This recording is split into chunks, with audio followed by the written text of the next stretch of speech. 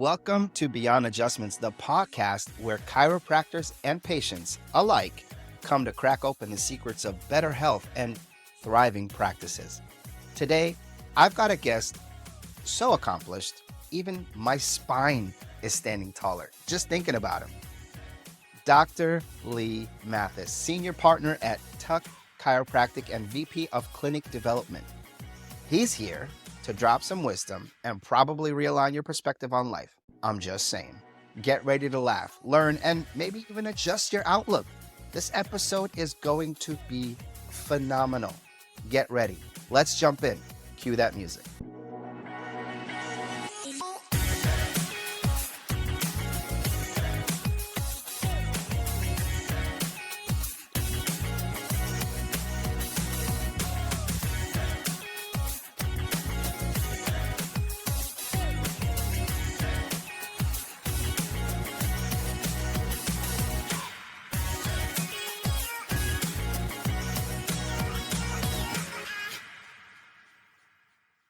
Dr. Matthis, I'm so excited you're here. Thank you so much for being on my show. Thank you for the invitation. I've been looking forward to this for a couple of weeks. And Yes, sir. thanks for Yes, having me. sir. Yeah, absolutely. Me too. And I am honored to have you here. I'm really excited to get into this. I do like to talk a little bit about the journey and possibly leadership aspect of your career, your life, whatever you feel is necessary to have to really paint the picture of your background, why you got into this, what chiropractic means to you, etc. So I'm just going to go ahead and jump in and ask, what inspired you to really transition? Because nobody knows who Dr. Matthis is, right? Not yet, right? But I know because I did some homework that you used to teach, right? So you went And from teaching into chiropractic care. Was there like a defining moment that maybe solidified your decision? I mean, if you could tell us a little bit about that, that'd be great. Absolutely. From a very young age, I've always appreciated teaching. I'm the son of two public educators, career-long educators. So I was always surrounded by teachers and from high school on, anytime I could get involved as a teaching assistant or, just helping my classmates understand a certain topic a little bit better. I jumped all over that. I guess I get it naturally from my parents, but yeah, I joke with my patients that, I was in the sixth grade two times. And they kind of look at me and I say, yeah, I was there as a student and they thought so much of me. They let me come back a few years later and be a sixth grade math and science teacher, when I was fresh out of college. The transition from teaching to going into chiropractic was one that I had already decided I wanted to be a chiropractor. My wife and I were expecting our first child, so I needed something to bide my time, postpone my matriculation for a year, and taught down in North Carolina in Clinton City schools. And I wanted my students to be excited to be there, to really Mm, want to learn what I had to teach. mm. And I have found that is the case as a chiropractor, and that definitely is the case as our VP of clinic development. So it was a fairly seamless transition for me, and I still get to teach every day. So I love it. I literally was going to ask that because it sounds like you're using your kind of your experience to elevate your current career. Is that accurate? Yes, sir. Yeah. Definitely. So I have a preceptor with me currently. So she and I, after patient care this morning, spent our lunch going over some things and to watch her eyes open up as I explained fairly complex insurance situations to her. She's like, oh my gosh, I can understand it a little better now. I said, Yeah. well, there's a little bit more to learn, so we'll keep going. Sure. Sure. That's awesome, man. I love that. I love that. Now, as far as so you mentioned it kind of like your mentorship, the way you lead at Tuck. How do you think that education background really influenced the way you do that? One of the biggest things I learned and brought into my career from teaching is meeting a person where they're at. Mm, As a teacher for sixth grade students, I needed to get on the sixth grade level. I was, I'm a kid at heart, so it did take a whole lot there. But I was really able to bring that into my practice in that if I have a patient that comes in and really wants to get into the nitty gritty of what they have going on, I get really excited about that. If I've got somebody that comes in and just is in quite a bit of pain and they just want me to help them, they don't have quite as much to learn other than, yes, I could probably help them out. So I showed them through what I do, and they learned that I can help theirs. Love that. Love that. So it takes a lot to get to the position that you're in. It didn't happen overnight. Your experience, your sweat equity, your tenacity, I would say, really got you to a place of, well, so you're a senior partner, you're a VP at Tuck. I mean, that's nothing to just glance over. What would you say was the most impactful lesson that you learned about your leadership style, maybe, or even just the way you interact with patients? Wonderful question. Doing the small things consistently for a long period of time, I Mm, believe that's kind of allowed me to elevate myself to where I am. Um, Meeting the expectations of whatever role I was in, and doing that extra little bit to really own it, to know it inside out and backwards, to make the people that I work with and work for feel that they're getting much greater value than what they expected. Uh, yeah. that carried right into patient care as well. Going the extra mile and being consistent with that.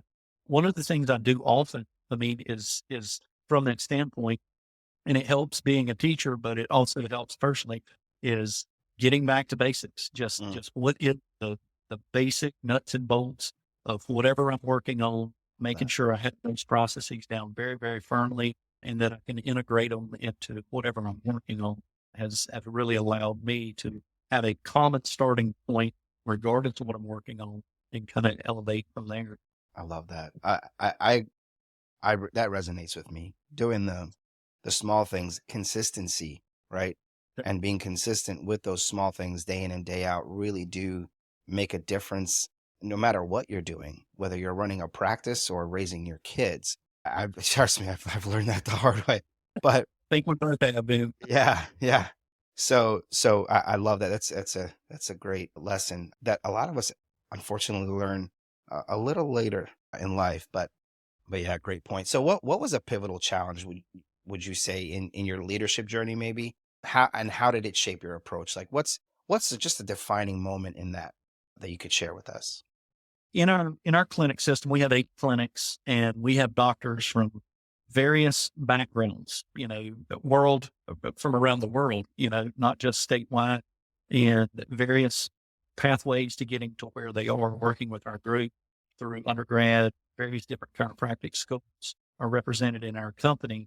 And again, having a common foundation, we base most everything we do system wide around our patient experience, and being able to revert back to that common hook to hang our hat on is something that really has allowed us to gel as a group. It gives us wonderful conversational starting points we can expand upon, Right. and looking for the 98% similarities, personality wise or background wise, versus focusing on that 2% difference that we might have Mm, is really, it's foundational. It's part of the bedrock of how we have been able to do what we've done with Tuck Chiropractic. love that. I wish everybody did that, man. It would just change the way our culture is to begin with, man. Even in corporate environments or small businesses or Sure. even homes, like if you just stop focusing on what makes us different and where we connect, we can work out the rest. So Absolutely. I love that. I love that. All right. Thank you for that. I appreciate you sharing that with us. So I want to get into a little bit of the philosophy, right? Let's talk a little bit about Sure. your philosophy. We'll talk about some patient care. So what is your philosophy on patient care? How does Tuck Chiropractic specifically? How does your team approach that philosophy or reflect that philosophy? Sure. Our overarching mission in our group is to change how healthcare is experienced. Healthcare has set a really low bar Mm, from a patient's perspective of how yes, to have their expectations so met. true.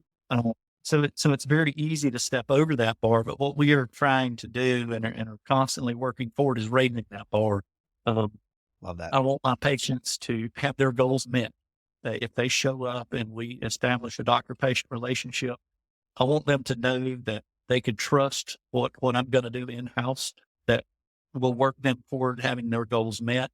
if I can't meet based on my scope of practice or my expertise, if I can't meet a patient's goals in office, I want them to trust that I'm going to get them to the best place their goals Sure. can be met. So an expansive mindset of saying, hey, this isn't about me. This isn't about, patient visits or revenue or things of that nature. It's about helping as many people as we can. Yeah. Our overarching goal, again, is changing how healthcare is experienced from a patient perspective, from a provider Yeah. perspective, and from support staff perspective. I want my staff members and my patients to be more scrutinizing patients in other offices, to force other healthcare providers Yeah. to raise that bar of minimum standards. Love that. How about a story as far as how that kind of collaborative approach made a difference in someone's life in your Sure. practice? This actually is a story that one of our doctors tells often. One of his biggest referring patients is a lady that he actually never treated. When she showed up in his office, he was really well known in the community as being the go-to provider. She showed up with something that was outside of his wheelhouse, and he upfront told her, I do not think I'm going to personally be able to put my hands on you and help you with this situation, Mm. but let me make a couple phone calls and I will quickly get you taken care of. And like I said, by a referral, he was able to meet her goals. And Wow. yeah, she just tells everybody, yep, see him. He will do the right thing for you. Mm. So again, That's good. meeting the goals, building the trust, and being the humble servant that we're called to be as chiropractors will change healthcare as we Yeah. continue to consistently do that. I love that. And I love watching that because I really feel like that landscape really is shifting. I can't wait to see more of a footprint of chiropractic offices just popping up everywhere. Hence, kind of why I'm doing this podcast, because I really want Sure. people to see that this is not just, hey, help me fix my back or my neck or my knees. It's a lot Sure. more. I mean, once you start working on the nervous system, it fixes so many things. So I love that. And I love your patient first approach. I mean, and the story you shared, it wasn't even about somebody that you technically helped, Exactly. because you have that mentality of patient first, man. Yeah, I love that. And what's refreshing is I've come across a lot of different chiropractors and chiropractic practices that have that same mentality, and it seems to be kind of a common thread between everyone. And they're not just going to take on a patient so that they can manipulate their spine and move on. There are practices, unfortunately, out there that do exist that are more bottom line centric, unfortunately, but most of them are not. Most of them are And not. I think, I mean, healthcare is set up around that. Healthcare is set up around the bottom line. Decisions are made in the grander scope of healthcare Hmm. day to day based on the revenue that it's produced, not the impact that it's having to the patient in front of a provider or the communities those entities serve. And our it's on my screensaver on my laptop. It's all about the patient. Yeah. If it's not all about the patient, then the patients, we're in a consumer driven healthcare world right now. So If true. I'm not making it all about the patients, they will take their business and their health Yeah. elsewhere.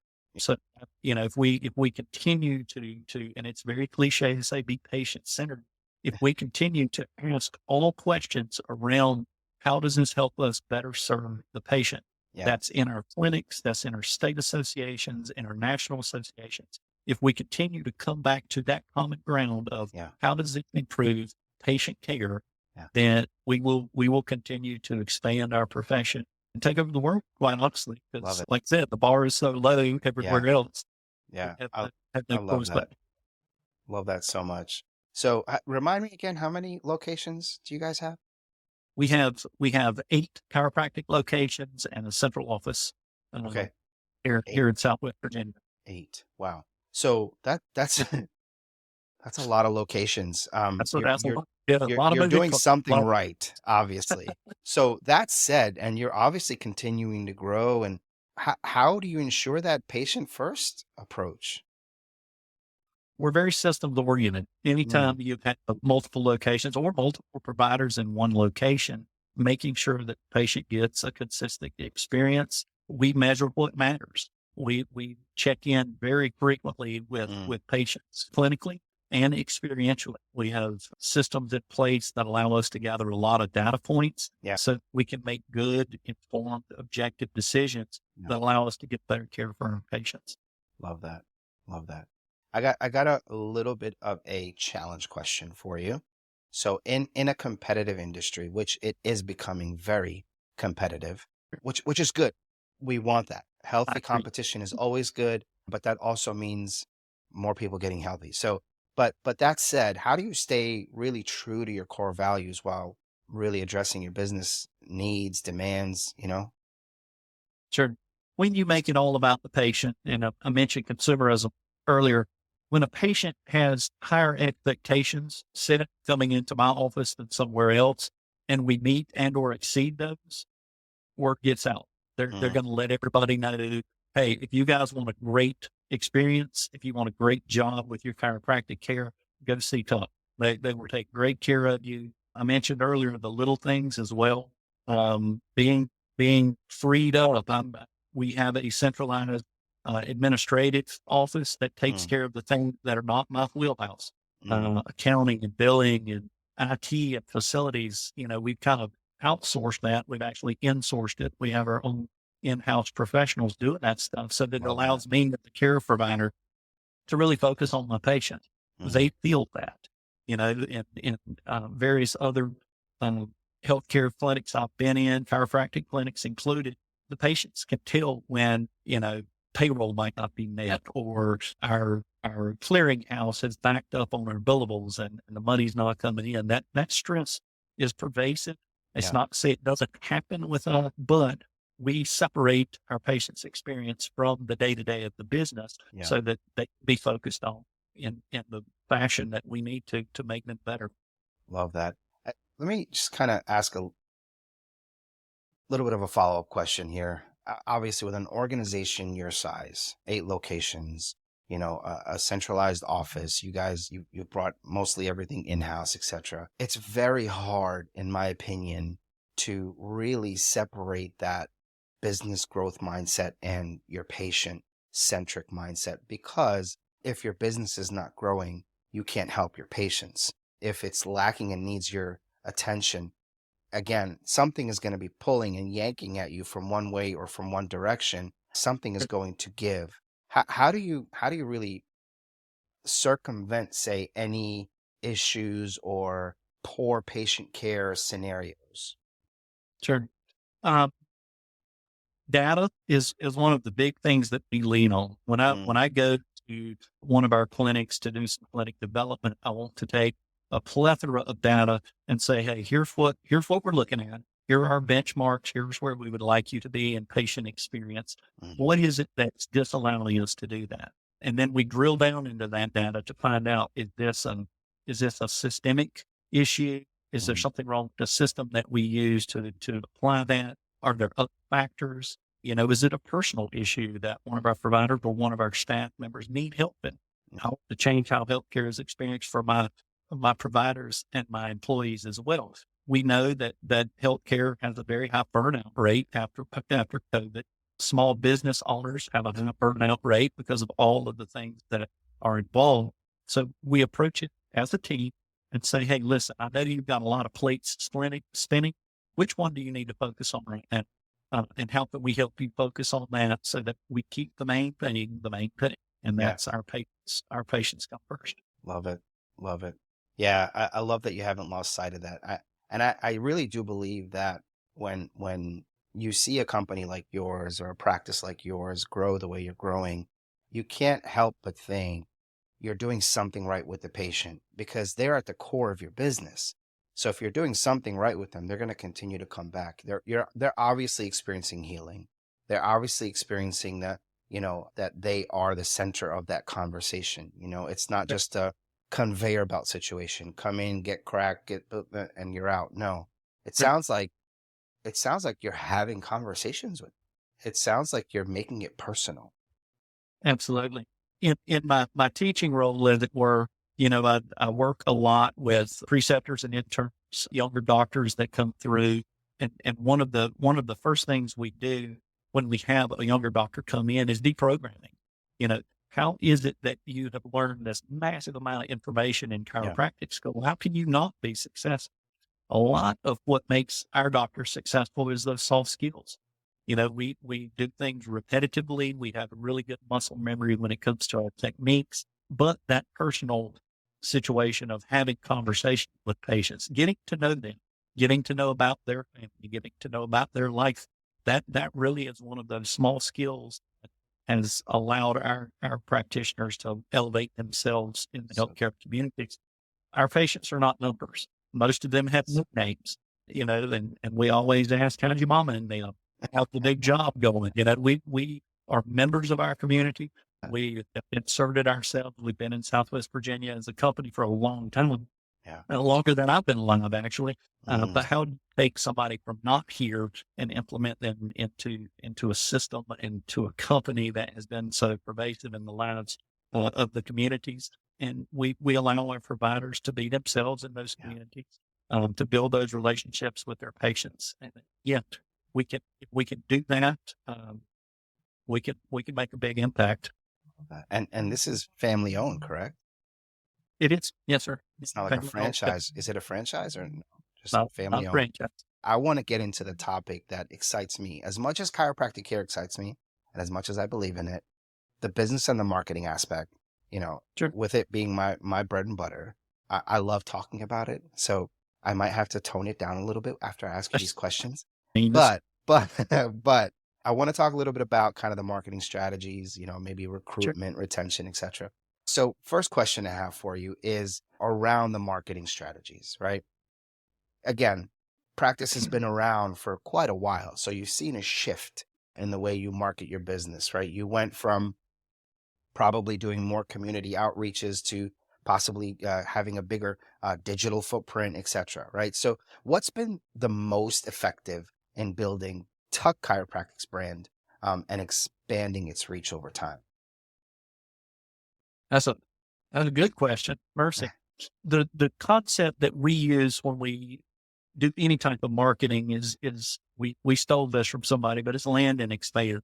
Mm, Knowing and we did a brand study about 10 years ago now, and a substantial amount of resources, time, and money to find out what our communities thought of chiropractic, uh, where chiropractic fit in, mm, what our employees think, patients think, other providers think.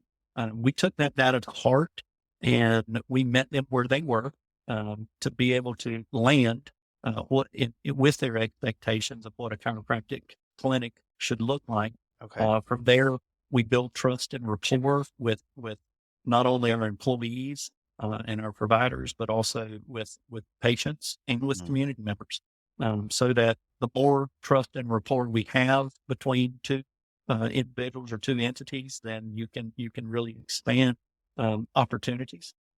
One of those really cool opportunities a few years ago popped up, and we were actually able to start a subsidiary company, which is doing on-site wellness and basic medical care oh, with local self-insured companies. They trusted the Tuck name in chiropractic. The communities trusted the name in chiropractic. They saw that we could expand and offer more services with that same elevated expectation of quality care and jumped all over it. So we're kind of pumping the brakes right now, but we're fixing to let loose some really awesome growth in what we call our work well model. And that all comes from being standard pillars of excellence in our communities. We do the same thing when we recruit providers, when we recruit staff members. We want to be genuine in our mm, marketing. So if I'm not the biggest fan of going and shaking hands, kissing babies, but my children play lacrosse and I'm always at the lacrosse field, that's where I'm in my element. That's right. where I shine. So, we allow our doctors to kind of lean in and our staff members to lean into their communities where they're going to be their genuine selves. Again, allowing those personal connections that can be landed upon and then expanded upon into recruiting folks into the office for care or having them reach out to us for bigger collaborative. marketing events. So it's no secret that, digital marketing has, really become, and for some practices, kind of the cornerstone of their lead acquisition. But I think in-person and community outreaches and engagement are critical and should never stop. Because at the end of the day, you guys are touching patients. It's a personal thing. It's a, touchy-feely, up in your face type of situation. So I Tangible, think you're right.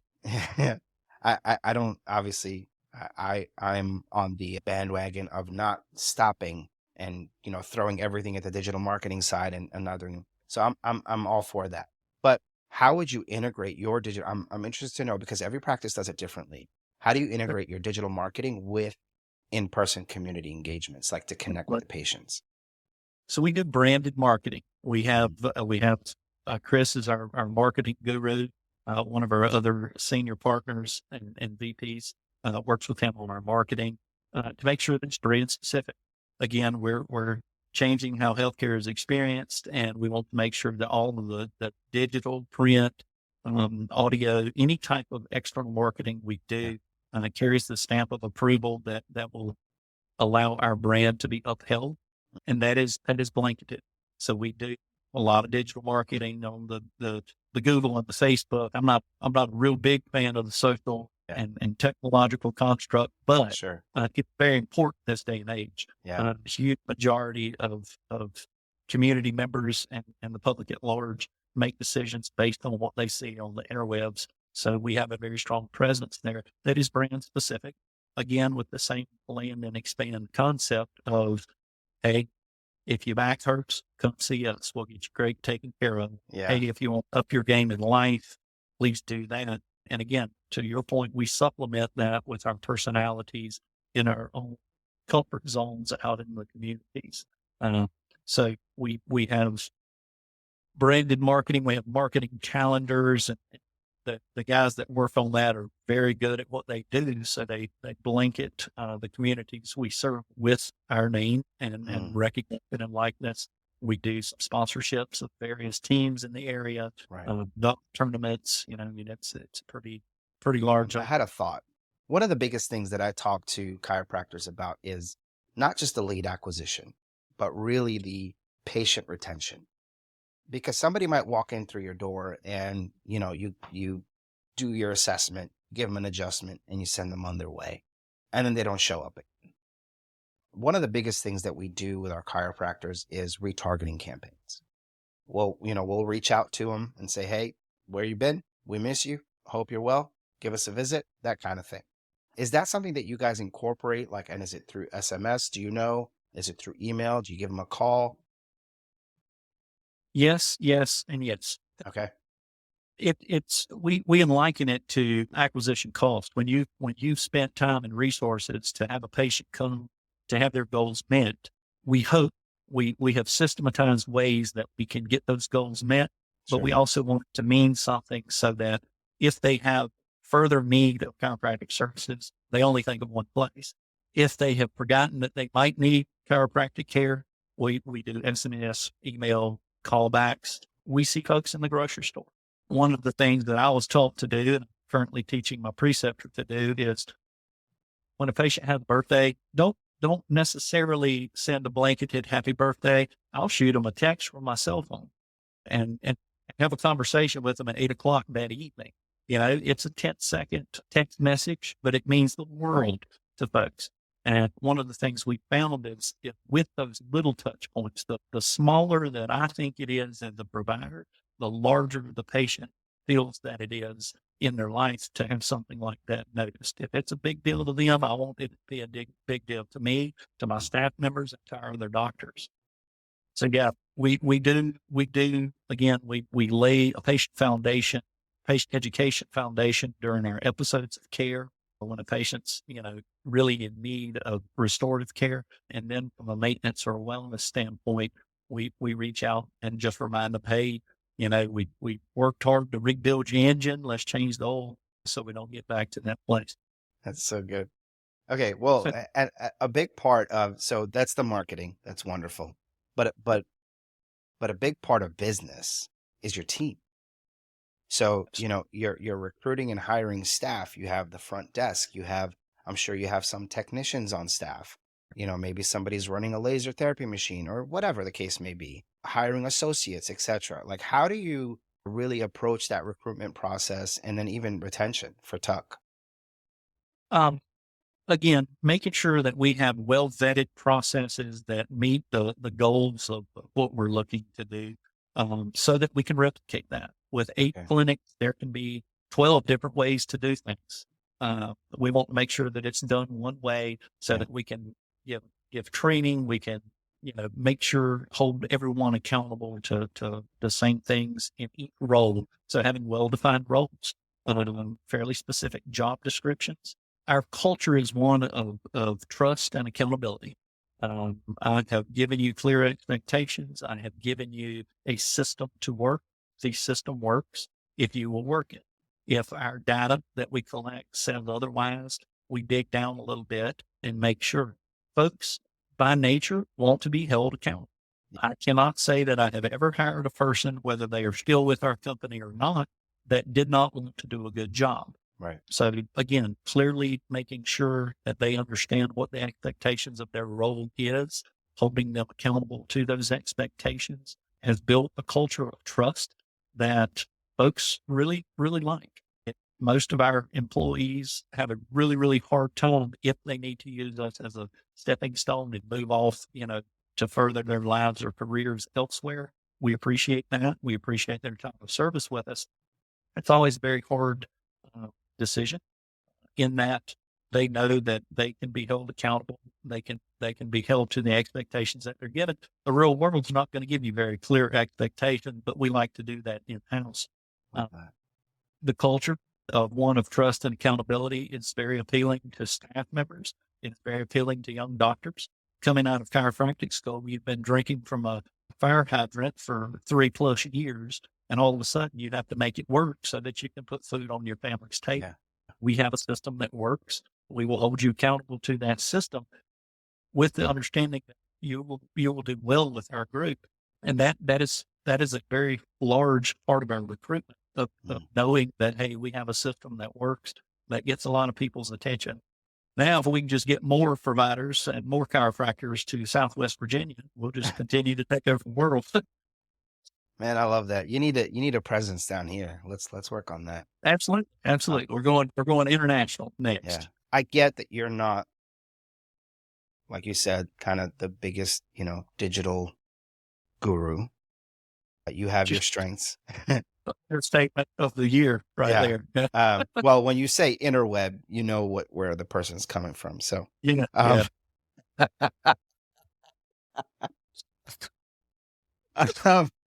all good, all good. No, but that said, there's obviously things that you guys have had to overcome when it came to, whether it be, and I was going to ask it more related to your online presence, right? Because there's a challenge with that. Most practices will face maintenance issues and staying strong and kind of always being on top of, posting daily or every other day or whatever the calendar allows them to do.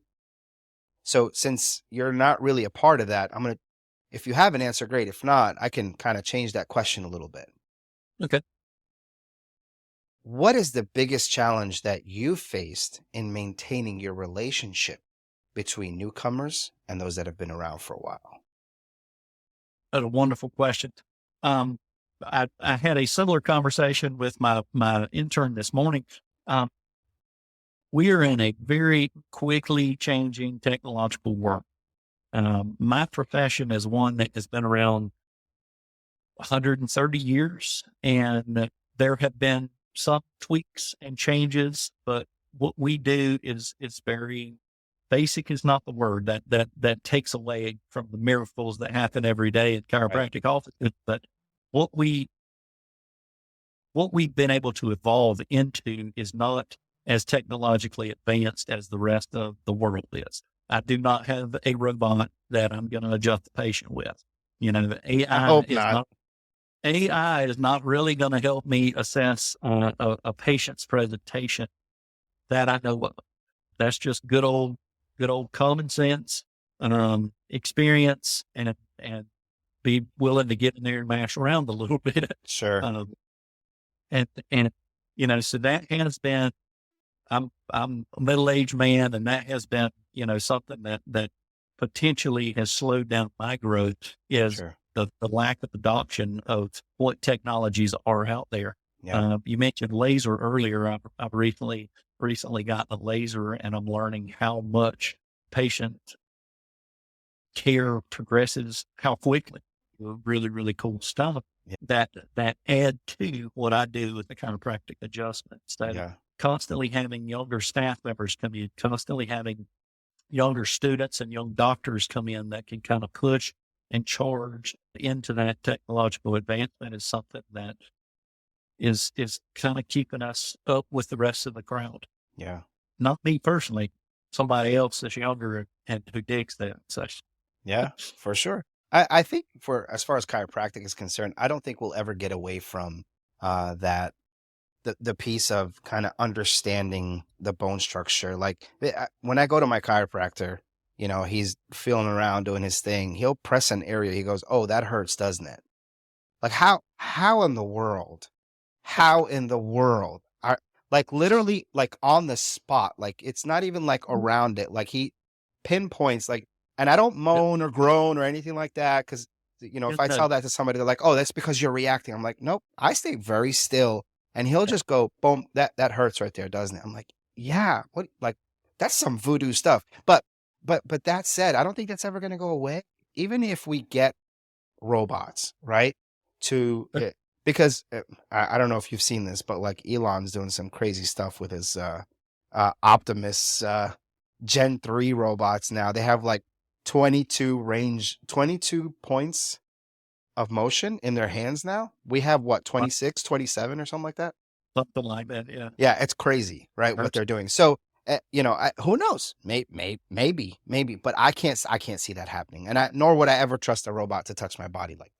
But but I think there will be that supplemental, laser therapy or, I don't know, neck traction or whatever the case may be. Decompression. I Right, mean, there's something. again, I think using the technology as ancillary to the main thing. Keep the main thing the main thing. Yes. We are fearfully and wonderfully made, and that's right. And how do I know where it hurts? I don't know. I joke and tell patients quite often that the first class we take in chiropractic school is Sadism 101. Yeah. How to find where it hurts and mash on it, and it just becomes the second nature. It does not mean that it cannot be improved on for the betterment of patients, but most everything that happens outside of my adjusting table right behind me is ancillary to that adjustment. Yeah. And keep it the main thing, I think is tantamount when folks have all this fancy gadgetry that they want to implement. Yeah. Not necessarily a bad thing, but it can't be the thing because that's the adjustment. I agree. Keep the main thing the main thing. That's great advice, man. Because, and I do agree. I don't think God made a mistake with the way he designed us, right? He designed us in a way for our body to heal itself. All you guys are doing is getting our body back to the point where it can do the job that it was designed to do. So, Absolutely. yeah, keep the main thing the main thing. Love that. All right. I need a little bit of advice here for my younger practices and smaller, maybe not younger, maybe smaller even chiropractic practices. What advice would you give on using technology maybe to amplify visibility, patient engagement, maybe even acquisition? Like what advice would you give those practices? A phrase that jumps out when you mention that is delegate and elevate. Know what you are good at and find a technology, and technology can be expanded to include a person in your office, a company such as yours, that do marketing. Find a way to delegate things that you are not excellent at and you do not love doing. And the more you can kind of force yourself to give up the reins, chiropractors are trained in a model where the majority of chiropractors go into a practice where they wear multiple hats when they have spent a lot of time, a lot of money to be trained to be a provider. So if you can figure out ways to use and leverage technology, be it in marketing, be it in billing, be it with ancillary adjunctive therapies, so that you can focus on doing a great exam, building wonderful rapport, and giving a stellar adjustment to a patient, I would recommend leveraging whatever that technology is Yeah, so that you can focus on, being the best chiropractor that you can be. I agree. And one of the things I've learned from many of the interviews that I've done is that you're not taught business in So, chiropractic school. man, I'll say that I can joke. I've got quite a few friends who work on the NBCE and CCE and all of our accrediting agencies. They check the box. We do have a business class. We do have a billing class. Yeah, But until you take the information that's included there and throw it down on the road where the rubber's hitting the road and run over it 3 or 4 times with a car, right. it just, again, that I get back to our deprogramming of younger doctors. We've got to deprogram you from thinking you got all the answers. That's the Dunning-Kruger effect. And we've got to show you how that fits into a bigger system, including multiple entities, being staff members, being billing, being marketing, all of that stuff, because you will burn yourself out real quick if you try Yeah. to be all things to everyone. Yeah. Yeah. I think part of the hesitation, especially for smaller practices, is the cost. They'll, Yep. they're like, no, Most of the time call show.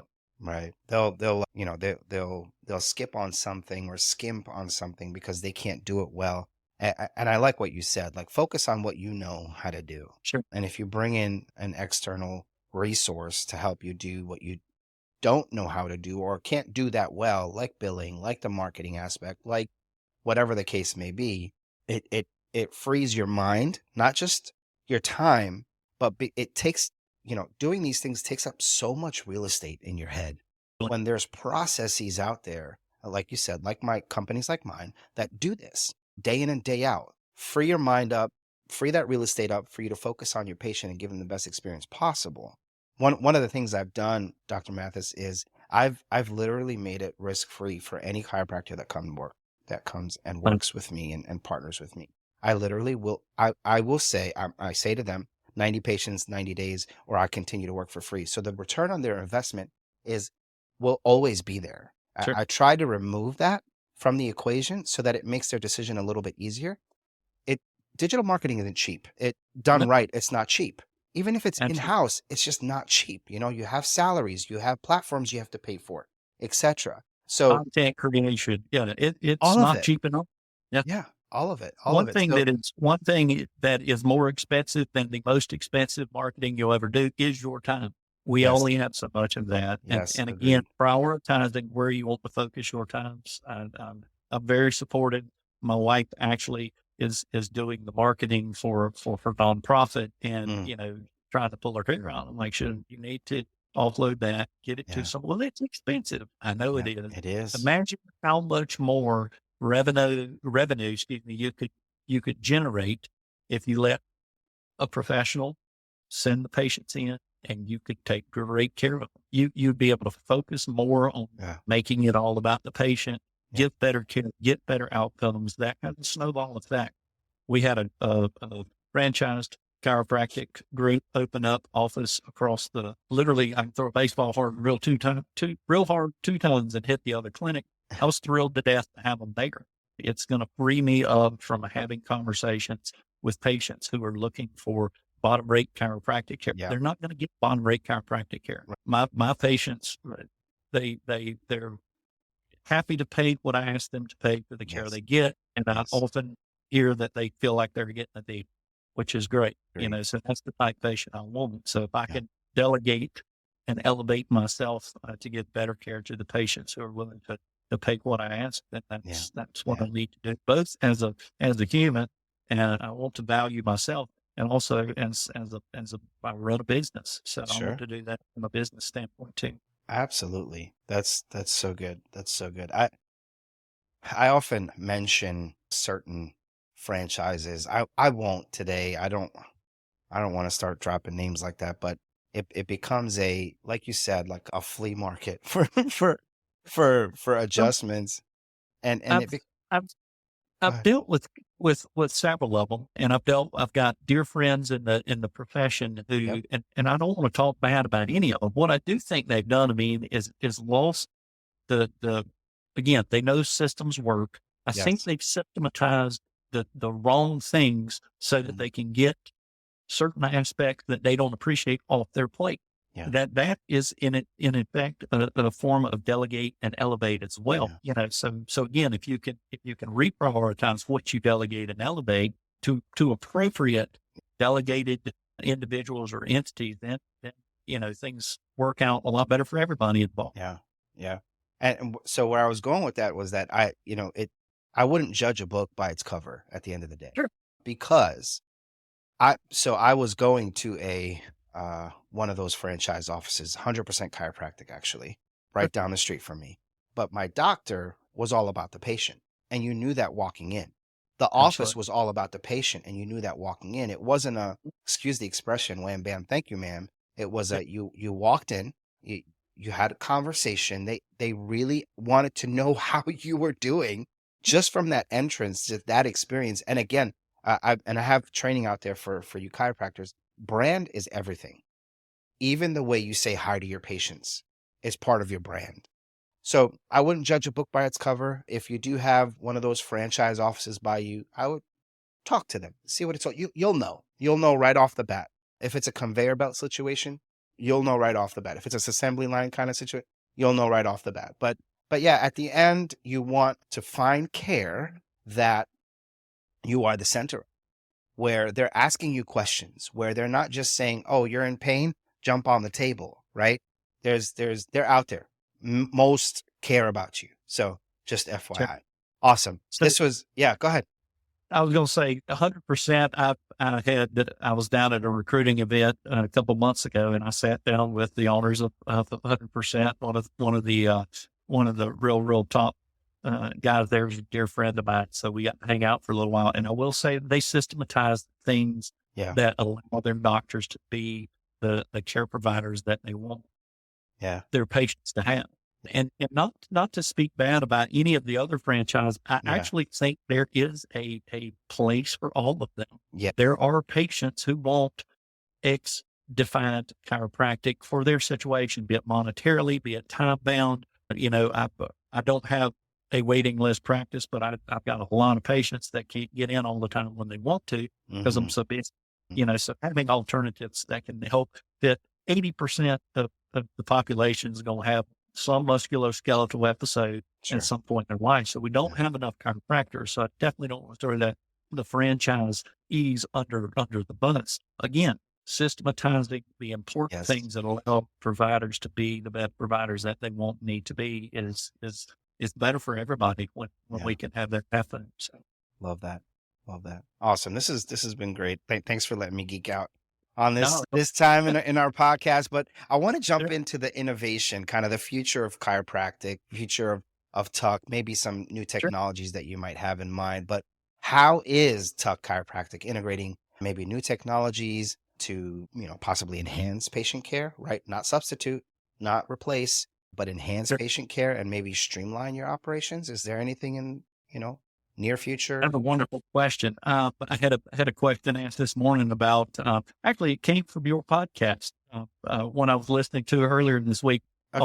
on, AI and chiropractic care. Yeah. And there are certain types of AI that I think could greatly expand the way things are done. Some Yes. of our systems could greatly be tweaked and enhanced. Some of the conversation that we have with our patients being more objective and data driven, having those conversations with larger hospital groups, orthopedic groups in the area saying, hey, last year we saw 119,000 patient encounters. Mm. 87% came in for this, 63% also had this going on. Here are our clinical outcomes. Here's the cost that Yeah. you can tell your patient that it will cost you on average this much to go have your goals met conservatively without drugs or surgery or injections, Mhm. and if they need further care, I'm going to send to the ones that I know do a job like that. So overarching or overlaying AI over some of our data sets, I think would be a really cool thing to do. Feel like I'm kind of geeking out on that, and I'm not technological, daggone it.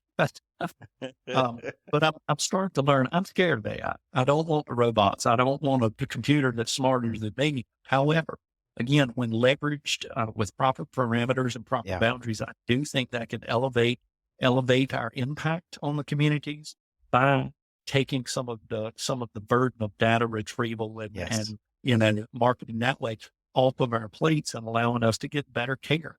Yeah. Large data sets produce better outcomes. So, Yeah.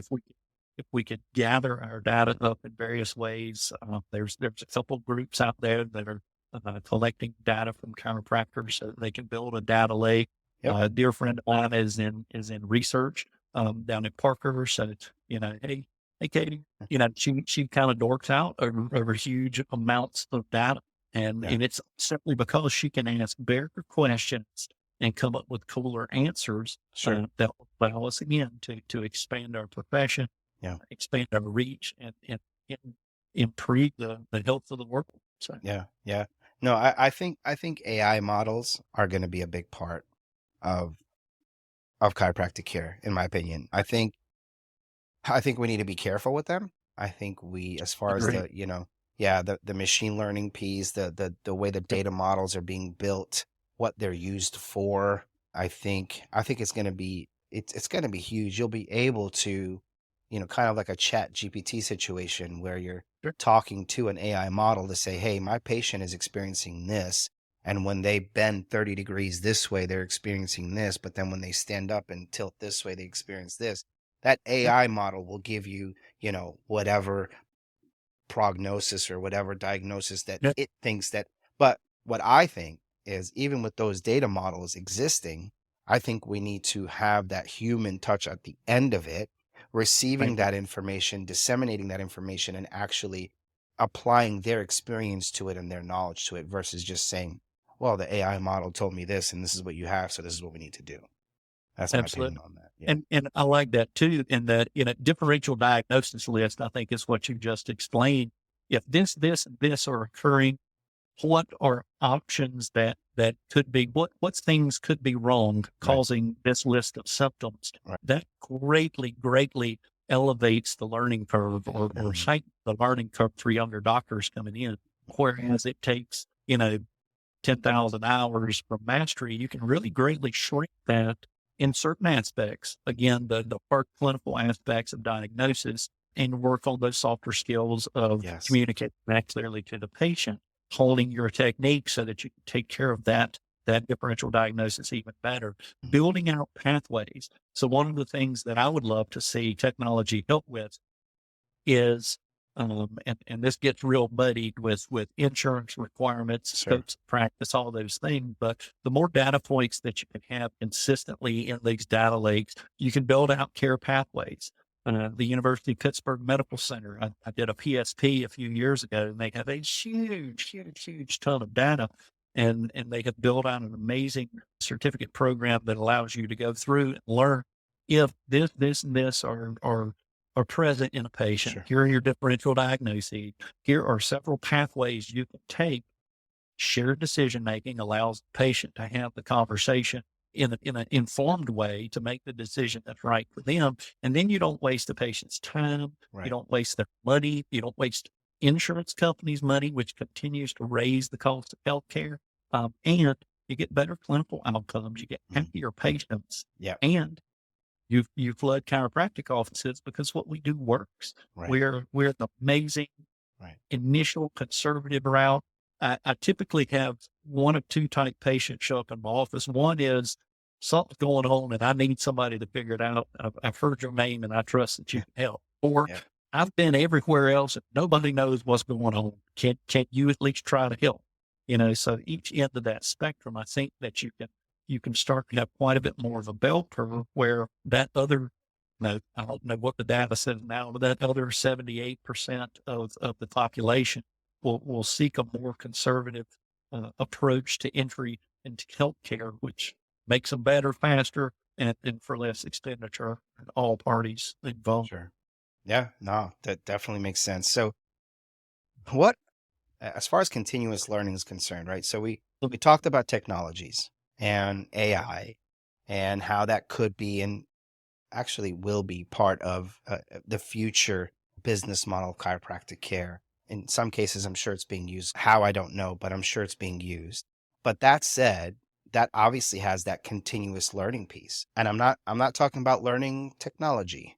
I'm not just, not just that, at least. I'm not talking about professionally advancing yourself, but there's also the health aspect, right? Because we're learning new things about chiropractic care every That's day, right? The programs like at Parker College or Life West, all those different, like, they exist today, yeah, but they're constantly enhancing those programs because we're learning more and more. So what role would you say continuous learning specifically, and even professional development, play in maintaining the Tuck Chiropractor's high standards as you guys have? we are, I am a consummate student. I am constantly surrounded by books, podcasts, poetry, art, you name it. I Mm, love being stimulated so that I have to think. In my role, I force everybody to follow suit. Uh, a lot of what we do in house is train to improve what we do. yeah, Again, we let the data drive where that training needs to come from. We look many, many, many places. We look under all types of rocks to find information that will allow us to improve our services, to improve our life balance, to improve our employee relations. Most of the time, 95% of the time, that comes from outside of chiropractic. mm, I have found myself in conferences that evolve around, oh, Sean, the word has escaped me, transparent business management. mm, I ended up at a conference in North Carolina on that. My boss ended up at a tractor engine building factory out in Indiana, I believe it was, or Ohio, somewhere in the Midwest, to learn things that we brought back in house and applied to the systems we currently have to improve them. You know, we do a wellness app with our employees that we promote, and we give opportunities for advancement through a certain app that we run for folks who are changing their diet, improving their health, moving more, hydrating, the simple basic things that we can do that chiropractors tell their patients day in and day sure, out do. We incentivize our staff and our employees to do that because a healthier coworker is a happier coworker, and absolutely. it makes our HR department real happy when we have that lead. So again, we're consummate learners. I'd like to think that, a lot of us in our group, especially, but definitely in our profession, have a pretty strong streak of ADD, and we always want to tinker or toy with or learn something new so that we can apply it, put a spin on it that improves our clinics, companies, and our patient lives. So we Sure. constantly learn. Last Friday, we actually shut the clinics down, all 8 of them. We brought everybody in-house and our annual conference where we kind of look back and Mm, see what we accomplished in 2024.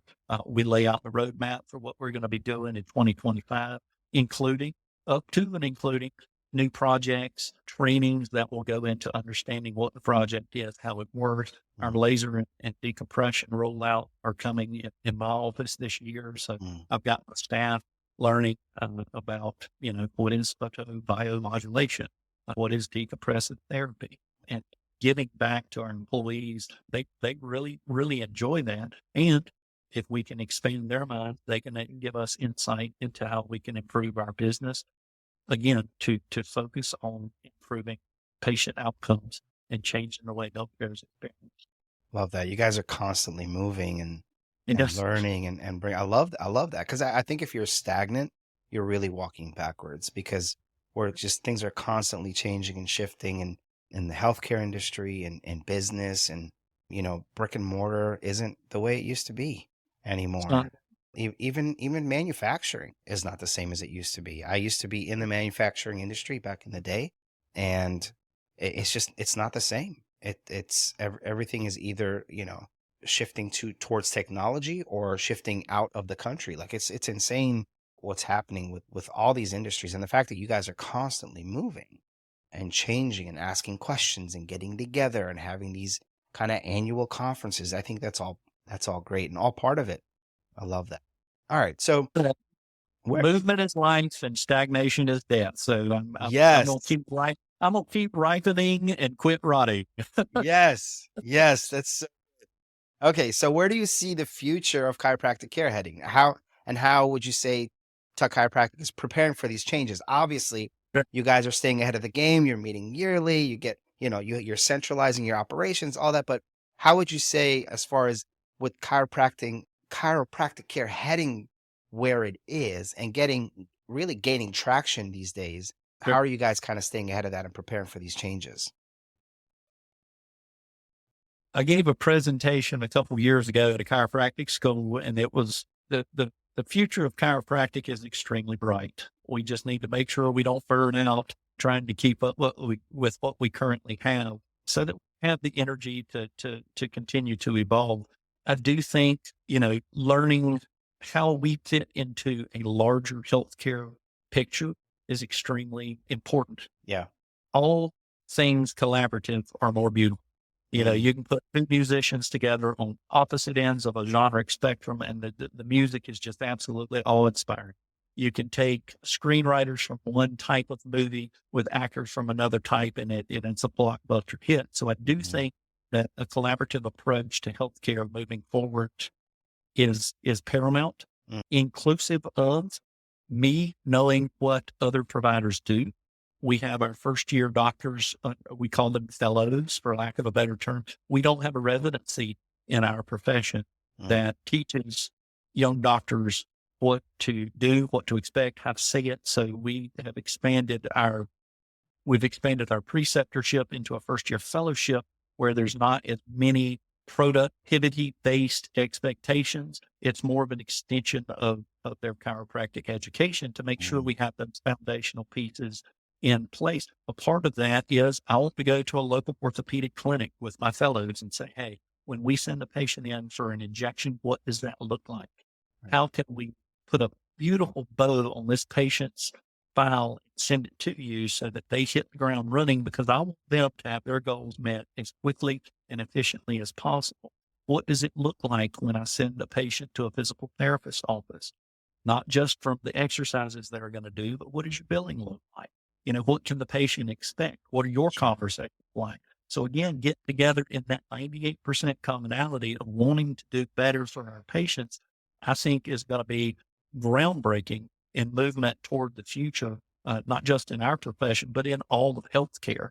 Yeah. Not necessarily one hand knowing what the other is doing, although some transparency would be greatly appreciated, not just from providers, but also insurance companies. I Sure. do think that there's a move toward condition-based reimbursement.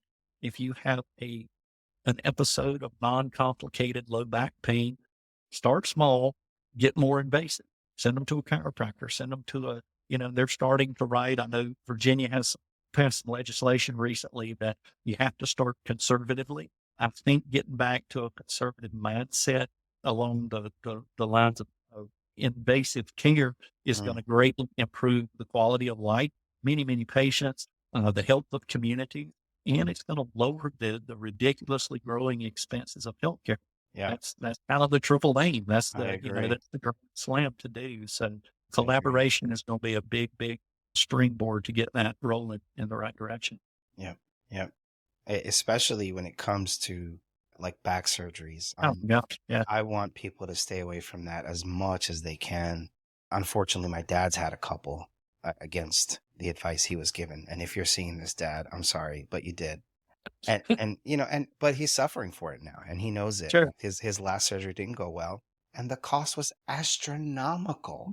I could have well, bought a house and rented that house for the amount of money that it would cost to run sure, that operation. But and I'm not saying, surgeries are, not ever needed.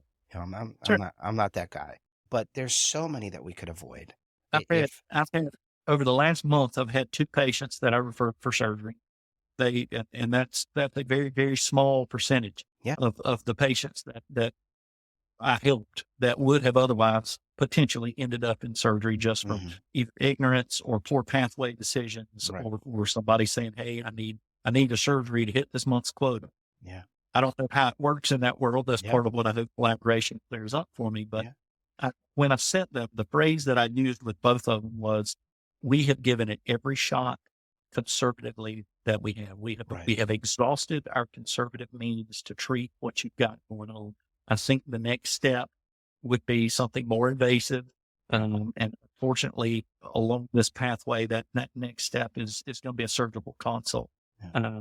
Both of them were over the moon that I did everything within my power. Yeah. Multiple referrals for injections or PT, oral medications. Yeah. We did everything we could to keep them from surgery. And when it wasn't enough, they were extremely thankful. I've seen them both since, and they have done very well with that surgery. But I think if that's the mindset that we went into all of our patient care with, let's do the best we can conservatively and then move more invasively. Again, you have better outcomes, happier, healthier patients, better communities, less expenditure on healthcare overall. It would be a beautiful utopia. Well, yeah, no, absolutely. And I think that even if there is, or if it ends up being an invasive approach, everything that you've done up until that point is going to make that experience a lot better. It's going to make that surgery a lot more successful, or a higher percentage, a higher chance of that surgery being successful, because you've done everything up until that point. You've gotten, let's say, you're back in a more aligned position. You've taken care of some of the whatever the case may be. I'm not a doctor. I don't know, but I feel like I love that, and I hope everybody really changes that. Kind of expands their thinking and just really goes that less invasive route, because we are in a society, we are in a culture that wants everything right now, today, or yesterday. Actually, yeah, yesterday. And I want it now, all, and I want it yesterday. Yep. The fact that we get Amazon ship in overnight was not fast enough, so now you can get it in an hour if you wanted to with a drone. Like, it's, come on, like, so that's the culture that we live in. When we don't approach our health, when we approach our health in that manner, of course we're going to be making those rash decisions of getting a quick surgery, or, I'm sorry, but in some cases, weight loss surgery doesn't need to be done. Yes, it does need to be done in some cases, 100%. But in a lot of cases, it doesn't. It's because they want that fast, So, and that's the culture I think we need to move away from. And when we start looking at chiropractic care as a preventative measure, we're going to be a healthier community overall. That's my opinion. I second that opinion. I'm right there in line with you. Yeah. All right. So we touched on a little bit on the community engagement piece for Tuck Chiropractic, and you're well known, you're involved. How has that community involvement approach really strengthened patient relationships and brand trust for you guys? Oh, wow. When I go to the grocery store, I know that if I only have 3 things to get, it's going to take 45 minutes, because I will run into numerous patients. When I'm driving down the road, I'll blow the horn and wave, and my kids now just say, "Oh, patient? Yeah, it's a patient." Again, I've been in my community for a long time. We've been here almost 18 years. We've raised our children here. Old Doc Matthis, bless my heart. I've been around for a long time. I'm in a smaller rural community, so I'm known for the good and the bad. I can't get away with anything in public. But that's good. And you're held accountable. I'm held accountable. You're absolutely right. And I want to know my expectations, my accountability. That is a big part of what we do, is just being myself, where I'm at, being able to say, "Hey, I don't duck behind, the aisle at the grocery store. If I see a patient on the other end, I'll wait behind them, walk on, and, I speak to them, and just being personable about like that. Good. Say, well, yep, that's how we do around here." So let's kind of dig a little deeper into that. And if we could talk about a community initiative, or, event, whatever have you, that really sticks out in your mind, that had a really a lasting impact. Would you be able to share something like that? Oh, wow. When I joined the company in 2006, we didn't have patient care on Thursday afternoon. And Dr. Tuck on Wednesday meets it. He said, "Do you have anything going on tomorrow, at home, your wife and your kids?" I said, "No, I don't think so." He said, I'd like you to ride with me if you don't mind." Okay. What do I need to, bring tennis shoes? What do I expect? He said, "I just want you to ride with me." So we went down to the local called Salton Hall. It was a huge building. They had bingo, but they also had our 7-time state championship high school wrestling team. That's where they worked out, did all the wrestling. And he had been asked by the coach, who was a patient, if he would mind coming out, just looking at a couple of the wrestlers. So he asked me to go with him. And that by itself turned into, I still get patients from that marketing event, which turned into a sponsorship. We actually became the team chiropractor for the national record holding 17-time straight state championship wrestling team. I worked with them for about 10 years. I have treated several of the former wrestlers' spouses and offspring at this point. So it's become a generational marketing, as it were. Cool, yeah. But it was one of those, we have a giving pillar. We like to give back to our communities in proportion to the strength of our other pillars.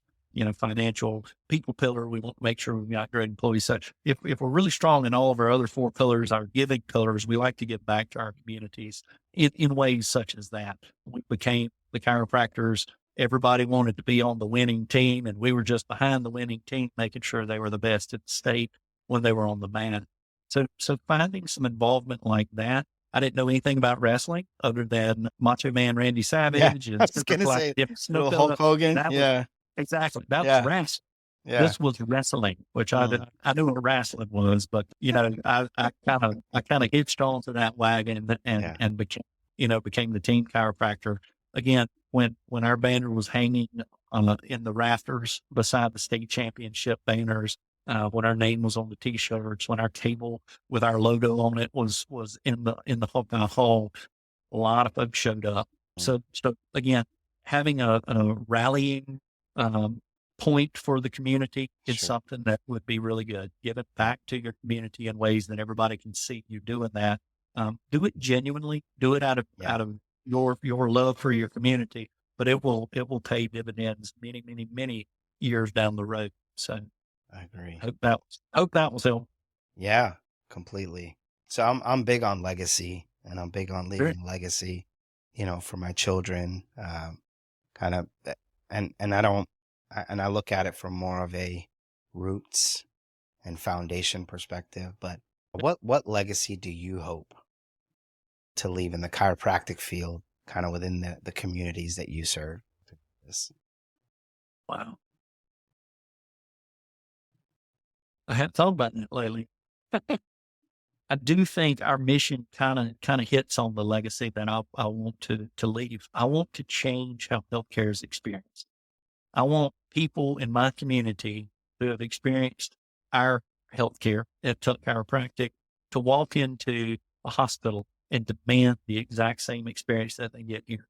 I want to have the impact on other people so that they demand an elevation in what they get out of their healthcare, both in its effectiveness, its efficiency, and its common sense, if you will. I want my patients to have open conversations with their providers when appropriate, as to what is being recommended to them, why it is being recommended to them. Yeah. I have those conversations every day, and I want that to become commonplace so that you're not walking into a place to look up on a pedestal and say, oh, great healthcare provider, please beat down your wisdom and knowledge and do to me what you will. I don't want that to be the case. Again, collaboration between patient and provider is imperative to make sure everybody's on the same page so that you can have better outcomes. And that would be a legacy I would be very, very happy to say I had a hand in creating. I like that. I would say to anybody that's listening, ask questions. Oh my Ask gosh. questions, and whether you're in a medical, office with some nurse practitioner or, speaking to Dr. Matthis, ask questions. Don't take everything as gold.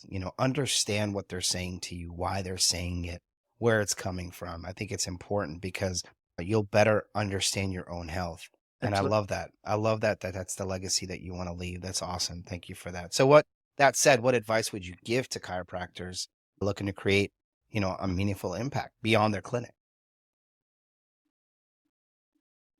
I would have them ask questions. I like what you just said. I love asking questions, and I encourage my patients. I encourage my staff members. I encourage our preceptor that was in this morning. Please ask questions.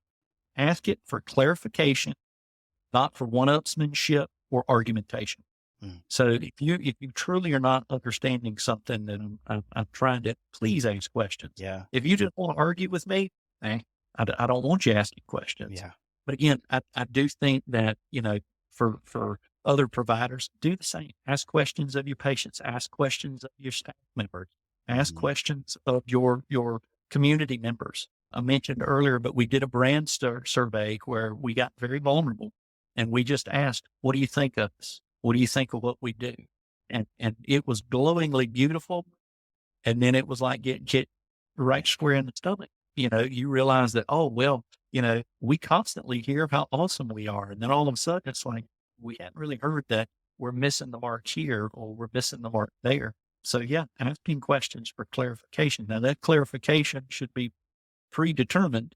You should know what you want, which is we want great patient expectation or experience.